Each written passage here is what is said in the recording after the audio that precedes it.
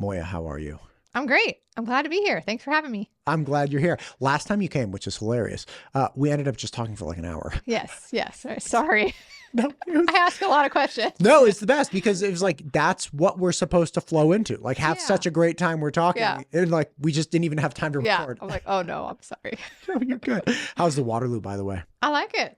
I like bubbles, right? I love bubbles. My 11-year-old asked me yesterday, he's like, why do people put bubbles in drinks? Like he wants to know why carbonation exists. I'm like, for the mouthfeel, I guess. Yes, like, I don't know. Like, And it was really funny because I couldn't answer the question. Like, why do we make carbonated? I guess it's good, but like that's champagne, right? well, it's champagne. Sparkling white wine. Yeah.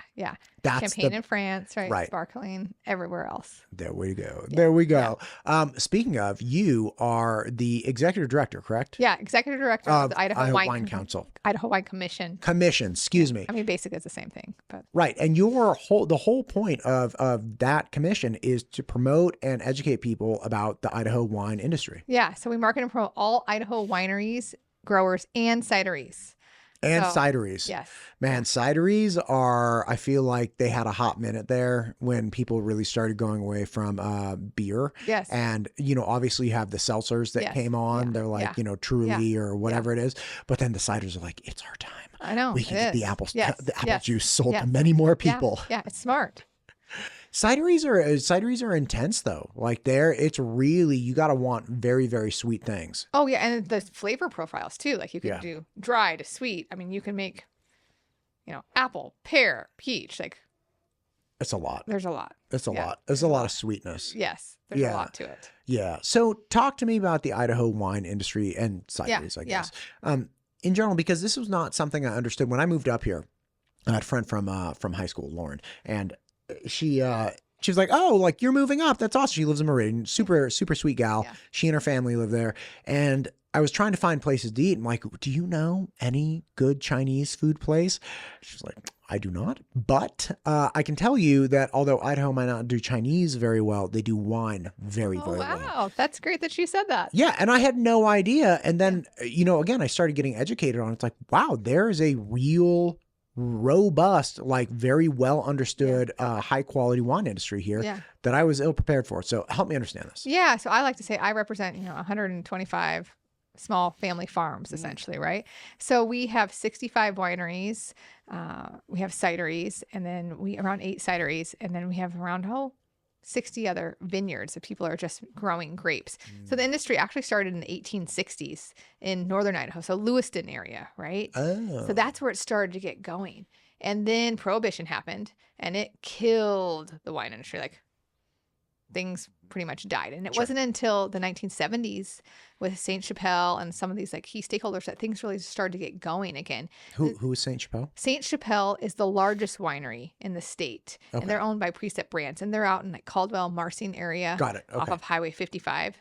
And so it was like the 1970s, things are getting going again. And then the early 2000s, that's when we started to see pick up this more growth, right?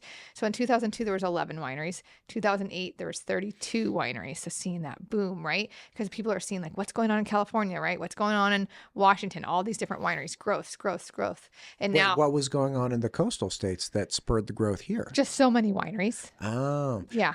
Okay, I'm sorry to interrupt, because again, I want to know all of this. There seems to be a parallel between the emergence of wineries, like kind of on the coattails of like the craft brewing craze that was happening in Oregon, right? Yeah. Because people started wanting a greater connection and greater connection to the product, right? So you get these, like smaller, more crafty kind of things where people could interact and more options, right? I remember in 2005, I went to a brewery in Portland that had 200 craft brews on tap. Wow. Like it was wild, right? And you're like just this row of taps and you're like, what is going on? And it's like, why would anybody want this? And it's really because people started enjoying tinkering. Yes. Yeah. Well, and it's fun. Like people like you said, making the wine. What can I do? And I think too, is people also, consumers wanted local, right? Where's my local wine? Where's my local brewery? Where's my local cidery, right? Sure. Where's my local vegetables, right? So we're capturing that movement. And also you have a great life, right? So where we have wines in Idaho, it is from near Boise, right? Garden City. Sure. Right? There's tasting rooms right downtown to 45 minutes away is where most of the vineyards are. And then Lewiston still has, an AVA. And I should probably say an AVA. Do you know what an AVA is? No. So an AVA is an American viticulture area that has a federally designated grape growing region. And it's really cool. And it makes you legit, right? So we have 3 AVAs in Idaho. The Snake River Valley. Yeah, go ahead. What were you going to say? No, I'm sorry. So the Snake River Valley AVA is the largest one. It's 8,000 square miles. Like, that's huge. That's almost a Twin Falls to eastern Idaho. So when I first moved here, my mom's like, 8,000 acres? And I'm like, no, Mom, 8,000 square miles. It's one of the largest AVAs in the country. So, let that sink in. It's big, right? Wait, where is this? We're sitting in it right now. This is... Yeah. You got to help me out here. Yeah. What are you talking... And it has a geological boundary. So there's we can't just make up an AVA. We have to say why. You have to prove it. What makes this area unique?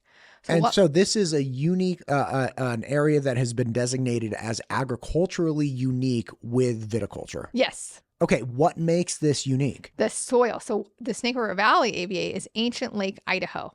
And so where we're sitting in is a huge ancient lake. And there's the floods, right? Have you heard about these huge floods happen? And this is what made ancient Lake Idaho, thousands and thousands of years ago, right?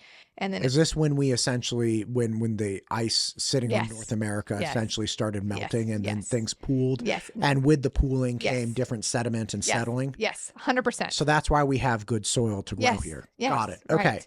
And you have different soil. And so what happens is, with an AVA, especially that's so large, like the Snake River Valley AVA, you'll see we've already had a carve out. So there's the Eagle Foothills AVA.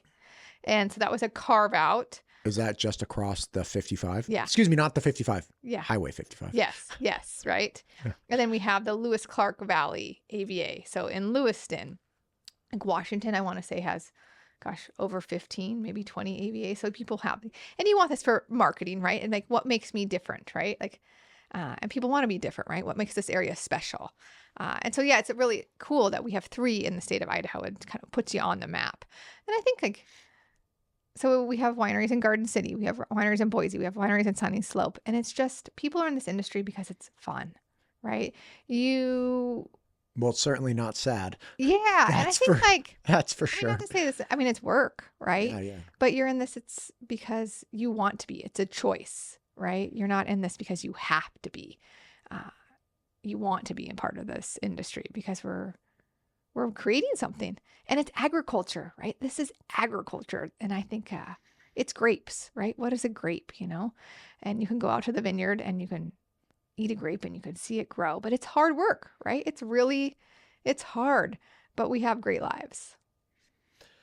Man, when you say it's fun. So I had a swim coach in my senior year of high school that really, really helped me in life and helped me get into college and a couple other things. And he was a great role model, still is, a great mentor. And so because of that, when we were getting married, my wife, who had grown up Catholic and I grew up just whatever, it was feral child. Anyway, so we're kind of well, how do we want to get married? I'm like, well, I don't really want to get married in a Catholic church because I'm not Catholic. I didn't really have faith at the time.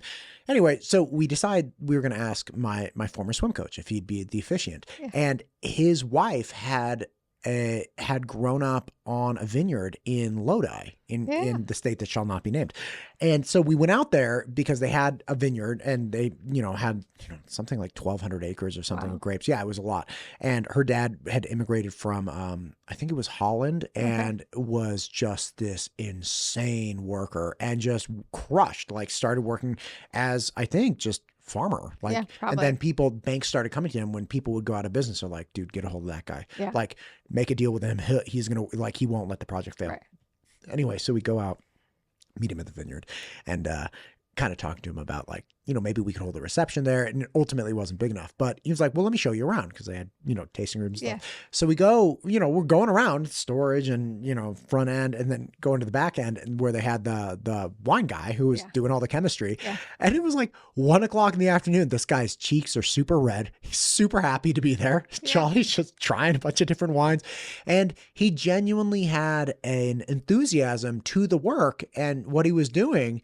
it was like, it was kind of infectious. And again, you're sipping on the wines, and not to say he was like hammered drunk or anything, but he was definitely in an enhanced mood. That's for sure. Well, I mean, there's the science of it. You're creating something, like you're taking something that comes from the ground, and it's so much work. Because if we plant a grape today, it's going to take 3 years for it to bear fruit, and it may not even be good fruit in 3 years. It's usually like 5 years before it's good fruit.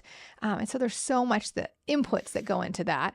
And then, gosh, let's hope that we don't have, a frost or too much snow, or it's too hot or burns down, right? I mean, there's so much like that could go wrong, right? It's like amazing, like that any of it goes right ever. Yes. Yeah. Right. Like, and then, okay, once we pick it and they're good grapes, like, let's not screw it up in like at the winery side of it. Right. And it's just like, it's fascinating to see and how different, like you and me can make wine so differently. Right. And I don't know, I just like geek out on the process. Right. And I love like barrel sampling, right? Because it's going to taste so much different in the barrel than it does in the bottle than it is in 5 years from now. Right. I want to come barrel sampling. You should. It's really, you've never invited me. I know. I'll invite you, but it's like cool to like, and it can be kind of overwhelming at sometimes too, right? Like, it's what do you taste? What do you smell? Like, there's just so many different like components of it. There's a history within human culture to wine that I also find very, very interesting. It's like, I don't know any kid who takes a sip of red wine. It's like, oh, that's great. Of course, they're like, oh, it's terrible, right? Their palate's much more sugary and everything. But then as adults, for thousands and thousands and thousands and thousands of years, we've been making wine from grapes. Right. And it's not just alcohol. Right. Like we can ferment alcohol out of a lot of things. Right. So people aren't just going after just blanket alcohol. It's like you have early forms of beer and you have wine. Yeah. And like, that's it, man. Yeah. And people have been enjoying this. So it's almost like it's such a part of the human experience going back thousands and thousands of years. There's like, no, this is just it. Like, it's not going away. Make wine. Yeah. Yeah. It's not going away. And I think too, like, well, it's not just that it's not going away, but like you're participating in the human state. Yes. Well, and I think in other countries, I mean, children have wine at the dinner table, like they're not drinking glasses, but it's like, a little not bit. Shamed upon, like, in other parts of the world to like, for like the 5-year-old.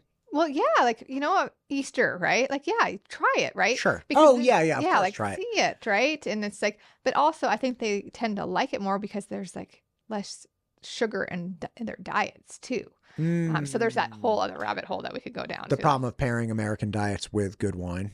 It's like, what wine goes with a Big Mac? Yeah, right? Like, and also like, you see all these like candy pairings too, like really like candy pairings. Yeah, I mean, that sounds do disgusting. All different like types of pairings, right? But I mean, I think they're just trying to appeal to the masses, right? Like, and I mean, people have opinions too on sweet wines versus dry wines, right? Like, I just want you Porto. Well, like sweet wines is like super sweet Rieslings. I just want you to drink wine, right? Like, I just want you to drink the beverage. Drink what you like. That's the thing is like, drink what you like. If you like really oaky Chardonnays, awesome.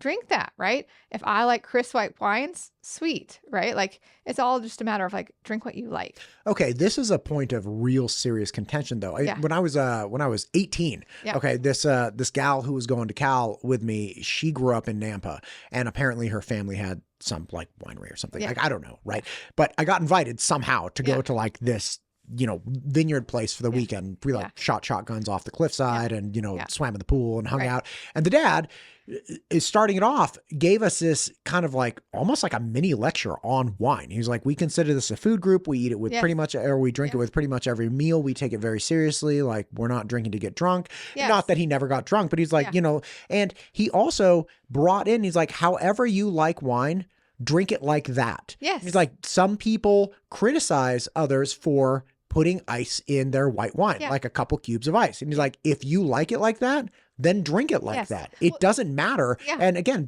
so there's this whole conflict between the purists and like, this is what you should enjoy about wine. And this is how you should enjoy said wine versus like, hey, however you like it is fine. Well, it's kind of like come as you are, right? Like come to the winery. Like we did this video a couple years ago because people kept asking me like, Moya, how do you go wine tasting? Like, what do you mean? Like, how do you go wine tasting? I'm like, they're like, how do we do? Like, you open Get the a DD door. first off. Well, you open the door and you go sit down. They're like, can you like show us how we go wine. And I was just like, wow. I mean, if they're feeling brave enough to ask me how they go wine tasting, like more people must wonder how they go wine tasting, right? And I mean, you can go in your yoga pants, you can go in your business suit, right? You can go in your sweatshirt, like you can show up. You can go in a sweatshirt, but you can show up however you want, right? I think people thought there's this mystique of wine's snooty, right? And you can only go a certain way. I'm like, no, like we could go to a winery right now. We're dressed totally fine. And that's appropriate, right? Like just the unknowns, but they were kind of a little bit unsure of themselves. And yeah, go in an Uber or have a designated driver or like spit. Just enjoy it. Yeah. But it's also like, I say it's always like hip to spit. Like, oh, like the spittoon, that little thing. Yeah. Like you don't have to drink the wine, right? Like you can just taste it. You can just taste it. But that's a whole other like lessons in itself. It's like, it's not that hard. You just like spit in a cup. Yeah, go over here. Yeah. Like, can you show me how to? Yes. Yeah. Right. I mean, but there kind of is a way to do it. Like, oh, there is a way. There's a technique. I mean, you don't want it to like come down your like chin, like, because that happens too at times, right? Like, you ruin your dress. Yeah, it's a problem. Details. Yeah. So the point is that the wine doesn't have to be this culturally unattainable or like elitist thing. No. Is what you're saying? No, I mean, what I want is people, especially in Idaho, to drink local. I think we need to be supporting local as much as we can. Like, and you know what, you guys, like, I buy stuff on the internet, you know, like I try not to. I try to like, but I really am trying to like be local because we want to support Idaho, right? We want to support these local businesses. And so that's kind of our big mission is so many people have moved to Idaho in the last few years. It's like, I want to talk to them, right? That's what I want. And I want to let them know that there's wine that they can try in the state that they just moved to. All right. Like, right. And there's a culture and there's a good time around it. Because there was such, I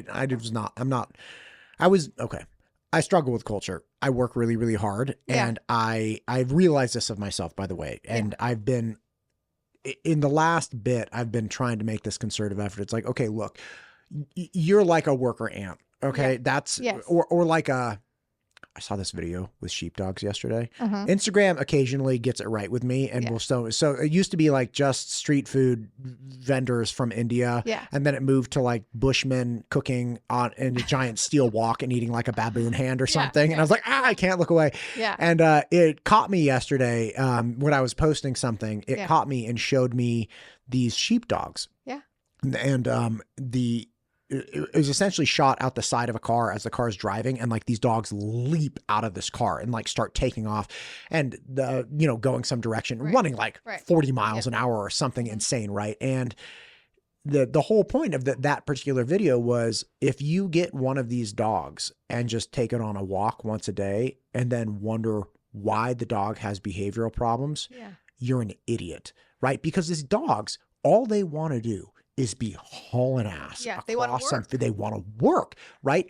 And that resonated with me. I was like, damn it, Instagram, you got me. Like that really resonates with me because as I've gotten more comfortable and understood myself as life has gone on, I've realized like, you're like a sheepdog. Like that's what you are. You're like, you're ready to hammer every day. And if you're not, you start getting really weird. Like you're just like, ugh. And that's all well and fine, like know thyself, right?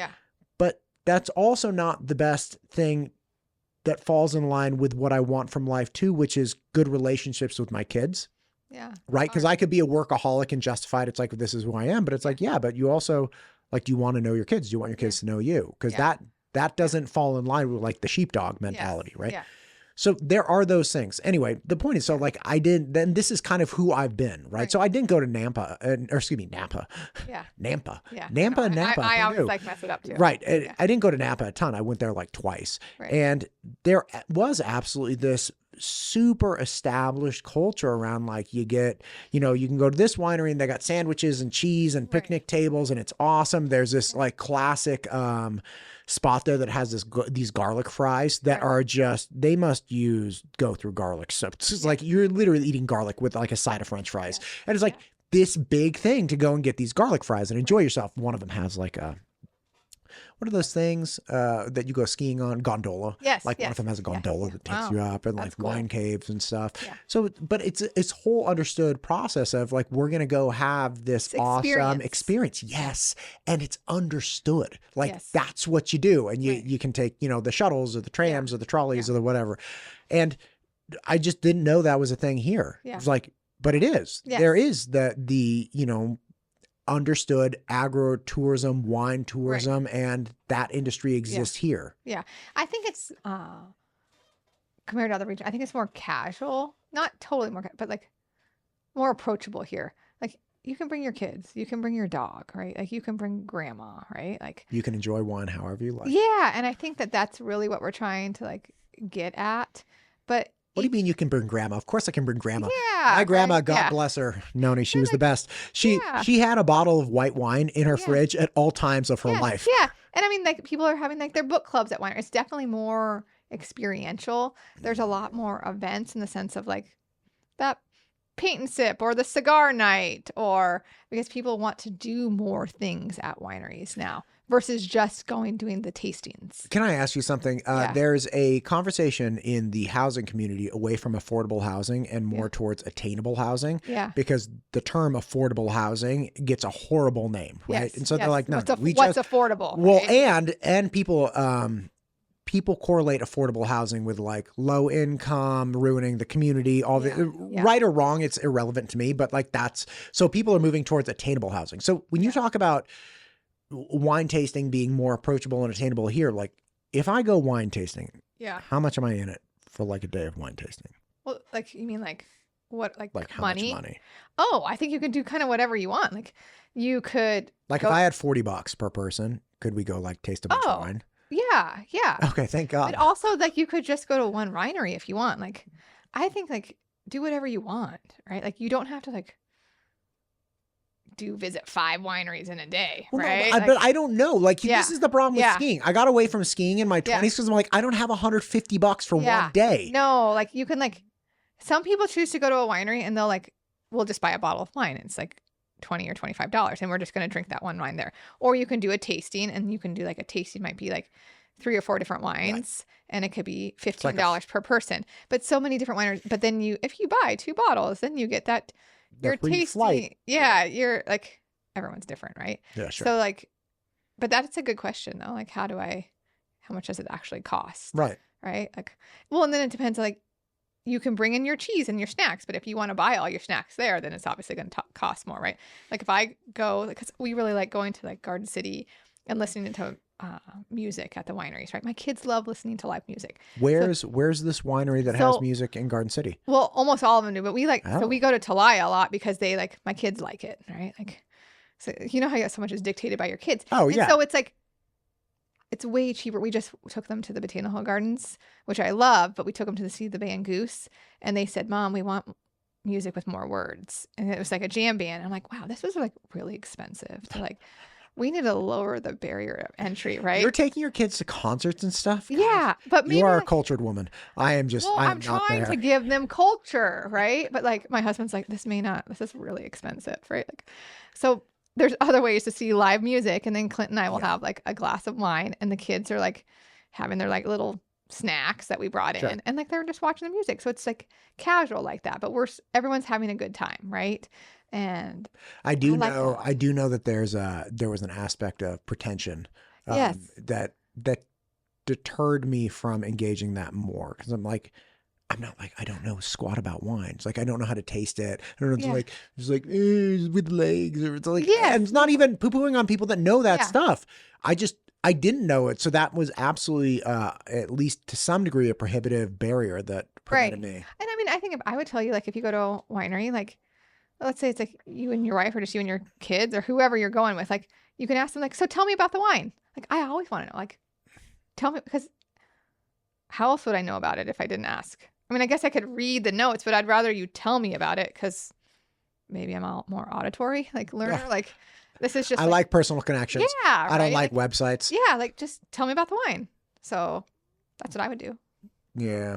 Are there any big companies that engage in like wine tours? Like they rent the bus and then they have the driver and they just like schlep you around? Yeah. So probably one of the ones that we hear most about is like Snake River Wine Tours. It's like a Mercedes Sprinter van. They have several vans, and it's like really cool because there is the bigger company, but I kind of like that size because I want to say the van's like 12 or 15 people. Right. It's not too big. Right. And so they can like, they'll pick you up at your house. Right. And they can have a group of friends and they'll take you out to wine country or wherever you want to go. And it's just a cool option to see. And then what I also like is like you're driving down the road and they'll tell you like, oh, that's like, because I remember when I grew up just outside of Seattle and I remember when they're like, well, what's that? When I moved here, like I wanted to know what was growing. Like I didn't know, I still don't know what everything looks like. I'm like, oh, those are potatoes. Those are onions, right? Like it's cool to see what things look like. I still want, sometimes there's signs out there. Like I still really want signs that say like, this is mint, right? This is like, because a lot of people don't know, right? Like, do you know what a mint crop looks like? I know what mint in a garden looks like. Well, there you go. But maybe if you're driving by at 50 miles an hour, you may not be able to tell, right? But I'm paying attention to the road. Yes, right? So I practice very safe driving. I want to see, right? Like this is, maybe it's just me. I don't know, right? 100%. I think you need to pay attention to the road. Yes, right? But I mean, I think there's so much to see out there. And I remember when I first got to Idaho and driving out, so it's like you're driving down Highway 55 and then the road turns and it's breathtaking when you're out in Caldwell. And it just like opens up and you're like, where am I? This is like beautiful, and it's only 45 minutes away from my house, and it's just kind of spectacular what we see. And like what's happening is there's so many like houses popping up, right? It's like land preservation, right? Like that's a whole other thing that we're kind of dealing with. Like it's growth, right? How do we have good growth, smart growth, right? That's a whole other, like, I don't have the answer to that, but like it's changing that drive, right? That's out there that we're seeing. And I'm trying to like figure out how to navigate that one. You know what's so interesting? I've been doing a lot of I've been having more conversations with people about growth, about public transit, about housing density. And okay, let's hold a couple things in our head all at once. Right. People want more single family homes and nobody wants apartments. Yes. Okay, just in general, that's what people want. Yes. People want to preserve ag land and not build houses on it. Right. Okay. And people want cheaper housing. Right. Right.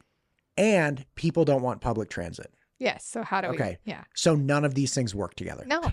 Yeah. You can't. First off, if you want to preserve ag land, you have to increase density.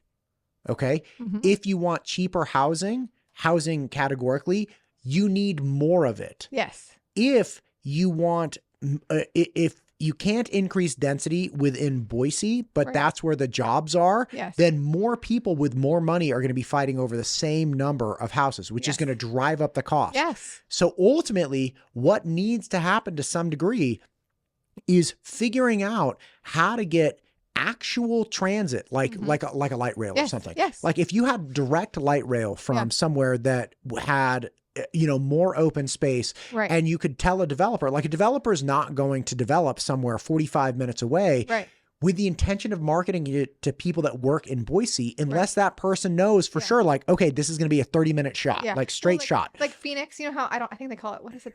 What is the thing on the outside of the highway? Yeah, like, some kind of like transit system. Yeah. Right. Now, if you take us, I dated this girl in college who was from Chicago, and I went and spent a Thanksgiving in Chicago because like that's what you do when you're 20 or 21. It's like go meet the parents, whatever.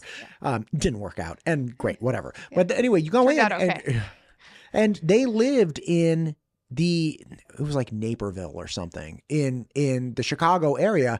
And the dad would take the train every day into Chicago, and he did like high risk, high return, energy investing or something. And he took that. So one day we took the train just because like I wanted to see, downtown Chicago around Thanksgiving time. Right. Yeah. Not a surprise.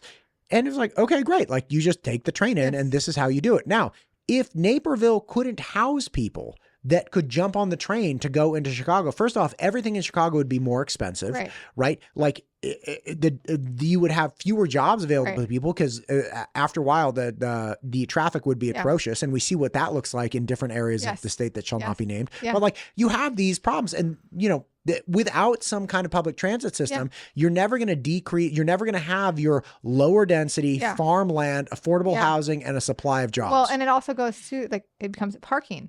If parking is affordable in, let's say, downtown Boise, I'm going to drive and park. But if it comes to the point where it's not affordable, then I'm going to take the bus, right? I mean, I lived in downtown Seattle, right? Like, and that's we like lived, not well, I lived and then I like, growing up, right? Yeah. And then, but with my dad, he would commute because he'd do the park and ride because it was too expensive to park, right? And so it kind of forced your hand, like, oh, I'm not going to spend $25 a day on parking, like.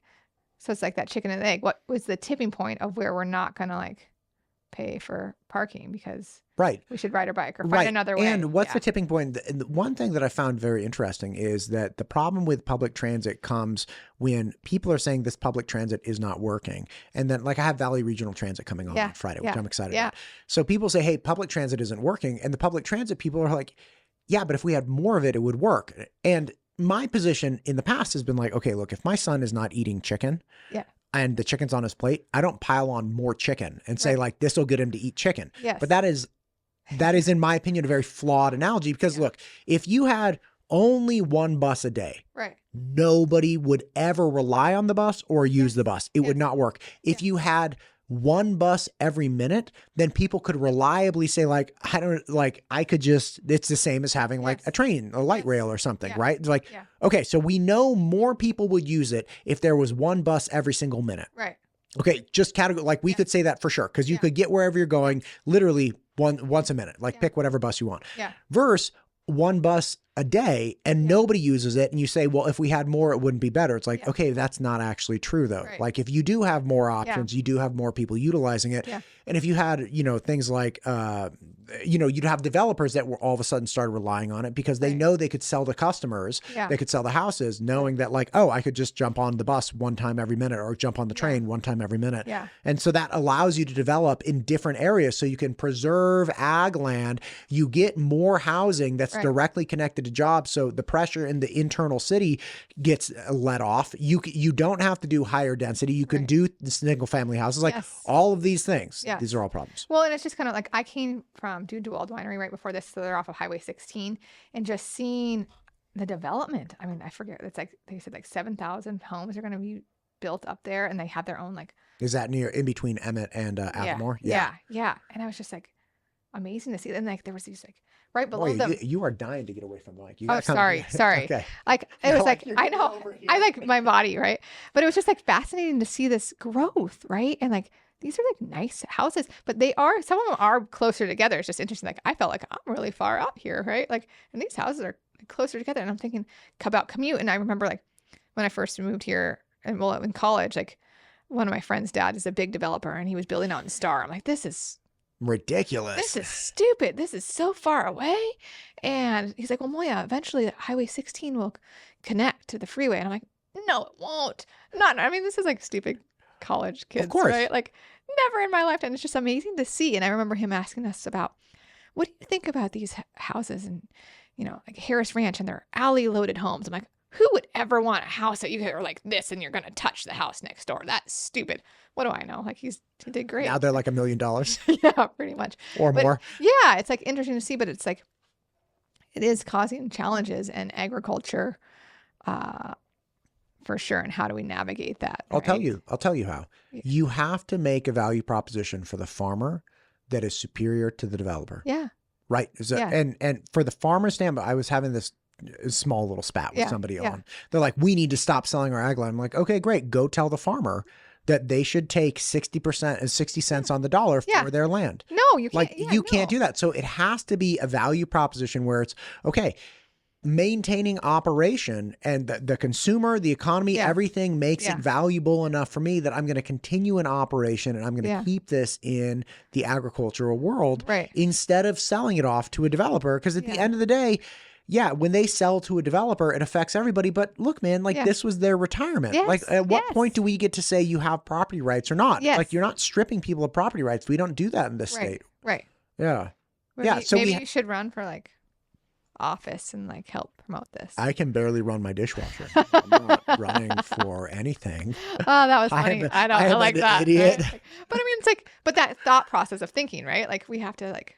People are going to work in their best interest or what they perceive as their best interest. Yes. Right. And by the way, the whole thing of like people voting against their best interest has always bothered me because that's a big criticism of things that people in coastal states say of people in the middle of the country. Yeah. And it's like, it only appears to be not in my best interest based on your perspective of the world. Right. Come live out here and understand what my perspective is and how these things work. And then like in my world, how they work. And then maybe you'd see that it's not necessarily, you know, not my best interest. Like I'm not dumb. Like people are obviously going to make decisions that, you know, reflect their worldviews. Yeah. And we just have different worldviews. Yeah. But again, like for the agricultural community, unless we support the ag community, there's no like if we don't buy local, there's no reason that local will ever continue to exist. Right. Yeah. Because like we need to support them so they stay in business and I don't know. If we want that. Yes. And if you don't want any businesses around you, if you don't want any local options, that's fine too. Yes. But then you don't get it both ways. Yeah. You don't get it both ways. Yeah. Like you can't have a buy local bumper sticker and then hate tariffs. Right. Like yes. Yeah. Like you have to make a decision that I am going to sell out to the cheapest possible and I'm going to commoditize everything. Right. And so now we're all going to get frozen pizzas from the store because they're like, you know, $1.50 instead of buying local pizza. Right. They're like, then fine, you can do that. But like, that's a consideration. Yes. Yes, exactly. You can't have it both ways. And I think that's what I'm just truly trying to tell people in a nice way, like buy local, right? We want to support these farmers. We want to support these businesses. And me too, like doing the same thing, right? Like, you know, I was just out this winter and they all like Albertsons, like you can go buy Idaho wine at Albertsons. There's Albertsons all over this valley, right? Like you can do it. You can do this. Was the wine commission happy or sad about the proposed tariffs that ultimately never came out in the form that well, I think for like us as we're so small, like trying to figure out how it impacts Idaho wineries. Like, and if French wine is more expensive, well, Idaho wine seems better from a price standpoint. In theory. Yes. But to make Idaho wine, you need barrels, right? Oh, if you want French oak barrels, where do they come from? France. I'm from France. Right? Corks, right? Glass. So in theory, you would think that, yes, this would be really good for the Idaho wine, or, you know, American wine producers. Well, there's all these other factors that go into it. The inputs. That makes sense. So it's really hard to flush out. Like everybody, it's a very reductionist thinking of, hey, if this bottle costs more, then if this bottle goes from $17 to $21 and my bottle stays at $20, more people will buy it. It's like, well, do you know that you'll be able to keep your bottle at $20? Or will your bottle go up to $25 because of the corks and the barrels and the inputs? Yes. Dang, and then are you and me willing to pay more? Or will we just contract our wine consumption? Right. Oh, that makes sense. I know. So think about that. Yeah. Pause and think about that, right? Like, I had some clients for SAT prep back in the day in the Bay Area that were kind of cool. So first off, I worked with the Wenties. Yeah. That was cool. That's cool. And then I also worked with the Price family, whose father, or excuse me, the Price was the dad's name. Okay. The Franzia was the maiden name. Gotcha. Who also purchased Charles Shaw. Yeah. So I have signed bottles of wine from the Franzi family, which I thought was pretty cool. I know. Right? And the $2 Chuck. Oh my gosh, it's kind of a big deal. Right? Yeah. So did you get a lot of wine? No. Because I'm not a cultured person. I'm not drinking. I'm also not a big drinker. I found gluten-free beers this last weekend and I went to Albertsons and Are you gluten-free? I am. Have you always been gluten-free? No. So I developed, I had some kind of gluten allergy in my early 20s because, do you remember Blue Moon beer? Did you ever drink Blue Moon? Oh, and Shock Top with the orange mohawk. Yeah. These were my favorites ever. And the problem is I had to stop drinking Blue Moon. I was not a big drinker, but I couldn't even drink Blue Moon because I take a sip, literally just like, and within 5 seconds, my nose and ears would plug up. Oh, really? Yeah, So like you you're on. congested. Oh, super instantaneously. And the next day, I would be like swollen, like I had a prize fight. I was like, wow. oh. And It was the gluten. So it was the gluten. That's what I came to find, because Blue Moon's a wheat beer, a Belgian wheat beer, right? Well, you know how I figured it out was ciders. Because I always just assumed whenever I would drink a beer all through my 20s and early 30s, I'd be like, oh, just tired. And I always assumed, hey, you don't have a very good alcohol tolerance. It's not a bad thing to assume. Yeah. And like, so you engage in this sparingly. Right. I go to a friend's house when I was like, mid 30s and over the holiday. So I was like, whatever, I'll just enjoy something. And he happened to have these hard ciders. And I was like, sure, I'll try one, whatever. And he lived 3 houses down. I was like, yeah, why not? Yeah. And I tried one. I was like, this is great. And you felt fine. And I woke up the next day. I'm like, I feel totally fine. Wow. I was anticipating feeling like trash. So I go out that night and I buy like this 4-pack of these like tall ciders, right? And I'm like, I'm going to figure this one out. Yes. Yeah. Drain them all. Yeah. I felt great the next day. So I was like, oh my God. What about like bread too then, right? Like all gluten? Yeah. Like bread would do the same thing to you. Bread's terrible. Can you do sourdough?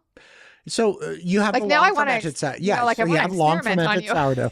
Well, it ultimately comes down to it's kind of like being hungover. Yeah. Right. Like you can indulge yourself, but you're going to pay a price. Yeah. For me, bread, like if I have a long fermented sourdough, I can probably have like a slice before my stomach starts hurting. Yeah. But it's not like my joints are going to swell up. Yeah. So it's not worth it. It's not even worth it. And like, what are you getting? Yeah. Like, okay, yeah, I love a great baguette and like some salted butter. Yeah, I know, right? Oh, are any of your kids like that too? Have you noticed yet? No, they're fine. Yeah. They're fine. Yeah. Yeah. Well, I have heard from a buddy of mine who I used to jiu-jitsu with that there's a doctor in Boise that apparently can like cure you of celiacs and like gluten sensitivity. I guess they put his son through it and he can eat everything now. And that's great. But do I really want to be able to eat Costco pizza? Yeah. If I can. That's interesting. Like, I wonder, I want to Google this. Costco pizza's so good. It is really good. It's so good. Right? But then I feel bad because I'm not really buying local pizza. Well, that's the argument. I mean, but it's a local, like they're a store that's paying taxes in Idaho. Like, so there's all these different like, is that being supportive? I think the idea ultimately comes down to like if you had a winery that was owned by a corporation out of state that existed in Idaho, you could make the argument. Great. So you can make the argument that's like, look, that general manager is taking home a salary. Yes. And like those, farm workers are getting paid and the people running the front end is getting paid, all these things.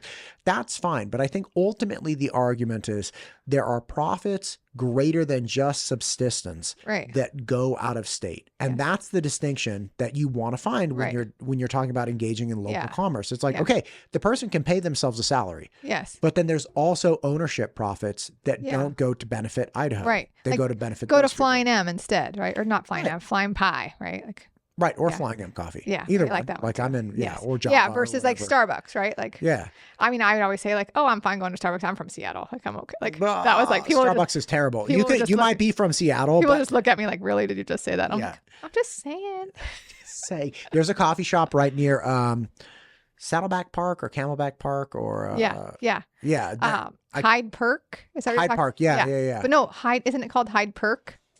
I don't know. By Hyde Park. Anyway, keep going. Oh my gosh. Right next to the creek instead of the creek. Yes, right. There's a coffee shop right over there on 13th Street, which is fantastic. I really, really enjoy it. And in fact, when I was coming home from the studio in Boise over the legislative session, I would take the back roads to get home, and I would go up 13th Street just so I could grab a coffee on the way home. Because it's like 5 o'clock. What else does Matt want better than coffee? Try all the different coffee shops. Like that's what I love doing. Like I just like trying new things. Like, oh, what is that one? I'm like, tastes like. Okay, so what kind of wine do you like? Like, what do you think the best wine? I really like blends. I love blends, and I think like a Cab Syrah. Sure, yeah, or white blend. I love Viogniers because they're like a crisper wine. I love Chenin Blancs. I like red wine, but I really like white wine. I've always really, and I don't know if it's like a teeth thing because I talk a lot, and so then I don't have like a red mouth. Probably, I mean, it's probably a little bit of that. But you don't look at yourself when you're drinking wine. No, if you liked it, you'd suffer through it. Yeah. But yeah, I really like the blends because I think when I first started out, I drank a lot of like Cabernet, Cabernet Sauvignon. So these big bold cabs, and like as I get older, it's too heavy for me. I want something lighter. And then maybe like, but as you like, that's why you don't shotgun Coors Light anymore, like you did in college. It's like too we heavy. all. And like, but you evolve, and I like maybe my palate will go back to that. And I think it's a lot of it too. Like people like, oh, food and wine pairings, right? Which is cool. I still go back to like, if you want to drink a red wine and fish, like, go for it. If you want to have a Viognier and a steak, go for it. Like people will say traditionally, like, oh, you have your Cabernet with your steak, right? Sure, if you want to. If you, however you like. Yeah, I mean, I think would certain things pull out the flavors better? Yes, I'm sure, right? Like, yeah, there's some better pairings than others, but like at the end of the day, do what you want. I went in college, so guy who marries me is my he's so we're still obviously great going through college, and I would connect with him all the time. And again, they had the vineyard, so I would go and I'd be like, hey, could I get a case of wine? And he'd be like, yeah, sure, of course. I pay him for it and everything. He'd give me a discount, but so, and I'm not at this time, like I'm living in like a dumpster, right? Because you're in college and everything. It's not like I have wine glasses. I barely have Solo cups, right? Yes. And so I would literally get the girl I was dating at the time. We would get like takeout Chinese and just drink Cab Sauvignon out of the bottle. Like we just pass it because it was it was really good. Yes. I really enjoyed it. And to your point, like I could see now it's like, oh, it is heavy. Like that is a heavy lift. But man, when you're eating like Mongolian beef out of the box, passing the bottle back and forth and watching a movie, it was like, those were great times. Yeah. And you remember that, right? Like the experience. I certainly do. Like, so yeah, to answer your question, I drink a lot of blends.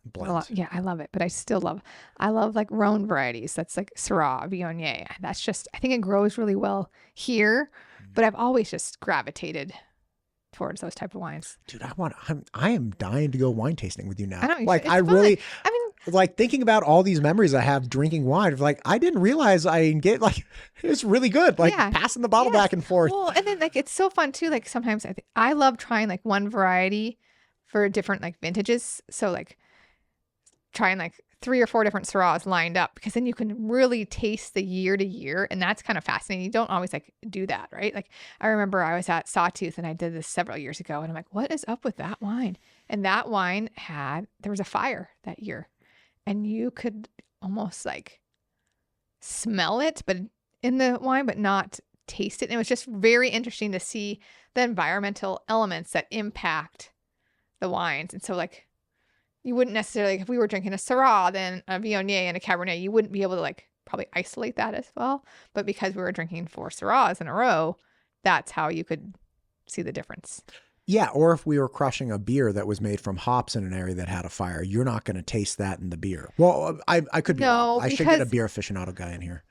I mean, I'm not a beer aficionado, but like the hops are all usually all pulled together. You don't be like, these hops are from Idaho. These hops are from Washington. It's not, I don't know why it's not like, I mean, some are. Yeah. As a whole. I wonder if there are like craft brew places where it's like, these hops are from this area and it tastes like But X. all the hops then are put together. It's not like these hops are from this farm, right? Whereas like you'll have, these grapes are from Jude DeWalt Vineyard in the Snake River Valley, ABA. Sure. Like it's way more pinpointed. Right. That's what's cool too, right? Like in the year to year, right? Like we could have got a frost and like that just killed everything. Awesome. Right? Yeah. I mean, it's amazing what these farmers go through, right? Like talk about stress. Like I'm not saying when I say it was fun. I mean, I think they are having a lot of fun, but that's like pressure, right? Like. Yeah, and the detail of consideration. I talked to this guy. They were actually one of my first episodes. Corey Sprott. Oh yeah. 3 Horse Vineyards. Yeah. He came in and it was awesome because one of my neighbors knew him and was like, "Hey, you should have this guy on the show." Yes. Listen, when you start a podcast, it's so brutal because like nobody wants to come on your podcast. Right. Yeah. Please come. Right now, you're probably like so darn busy. I'm like, I don't have time. No, like I try to accommodate everybody, but like in reality, I had this crazy conversation before you came in today. I was interviewing somebody from the Mackenzie Moss from the Office of Performance Evaluations for the state of Idaho. Okay. So literally the legislators can go to these people and be like, "Hey, I want you to do like a performance review on this program." They're like, "Okay." And then it was like our original Doge where like, anyway, really interesting stuff. So it's like, the wildest conversations that I didn't even know that was an office, right? But apparently it is. And it's been around for like 30 years and legislators use it to figure out like, okay, is this a good program or not? Like, is this worth the funding? Like we have performance evaluation constantly that people just, anyway, cool stuff. The measures, you have to be able to measure.